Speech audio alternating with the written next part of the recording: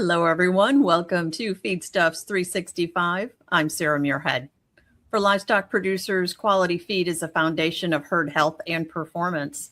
But one often overlooked threat to feed quality starts long before feed reaches the barn, and that's insect infestation in grain. Joining us today to talk about how insect infestation can affect feed quality is Michael Lash of Central Life Sciences. Welcome, Michael. Hello, and thank you for having me, Sarah. If anyone in our audience has any questions, feel free to post those there in the chat or in your social media feed. So Michael, let's talk about insect infestation. That's like a tongue twister, isn't it? That it is. Let's start off by having you tell us a bit about Central Life Sciences and your role with the company. Yeah, so as you mentioned, my name is Michael Lash, and I'm a regional sales manager for Central Life Sciences. I oversee 6 states primarily, the I states of Illinois, Iowa, and Indiana, and then I also oversee Michigan, Ohio, and Wisconsin. Central Life Sciences, the part that I primarily work in is called bug-free grains, where we manufacture insecticide products. Those products can be utilized for a grain bin, for your slam effect of cleaning grain bins and getting rid of your weevils, beetles, Indian meal moths that are lingering from last year, as well as treating grain that has infestations in it that can be utilized for selling for human consumption or livestock feed consumptions. So when it comes to stored grain, what types of insects would you say are the most troublesome and will have the most impact on producers' bottom line? So we're finding some of the most troublesome would be your grain weevil, your grain weevil, your Indian meal moths. Those their webbing, along with the adult and the larva side, can really cause troubles with grain flow, as well as eating the starches that are in the grain, and then the lesser grain borer. Those ones are all very infectious. They can go from 0 to 100 and take over a bin in the matter of no time and cause issues downstream. So what's the best way to determine if indeed insects in grain have reached that level of concern, and how best to kind of monitor and measure that? So when you look at a grain bin, if you can see bugs, there's usually an infestation already taking place.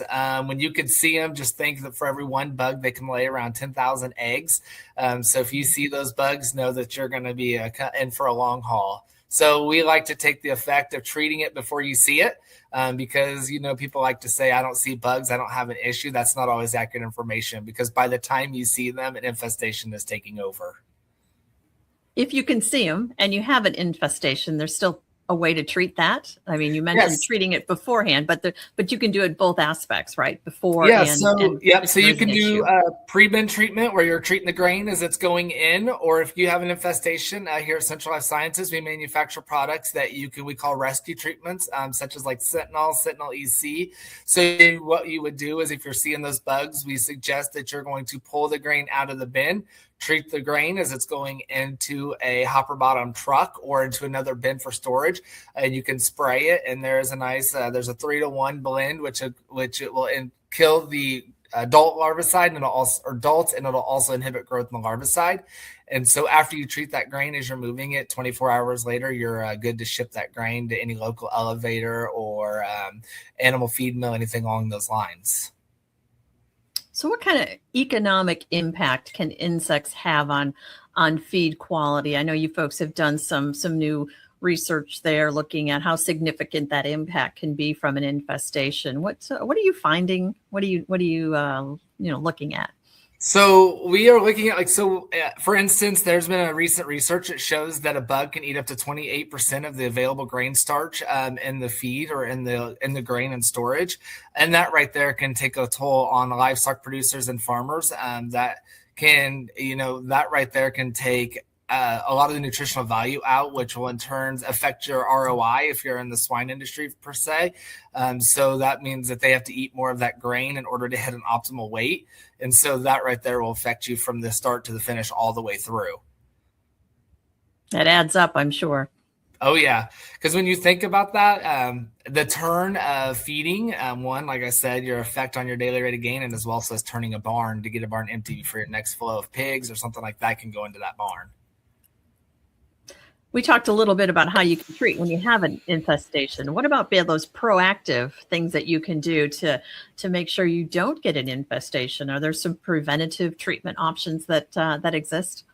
Yeah, so we highly suggest looking at the SLAM effect, and that's an acronym standing for sanitation, loading, aeration, and monitoring. So that right there takes care of your bin and making sure that you have a good, clean bin site.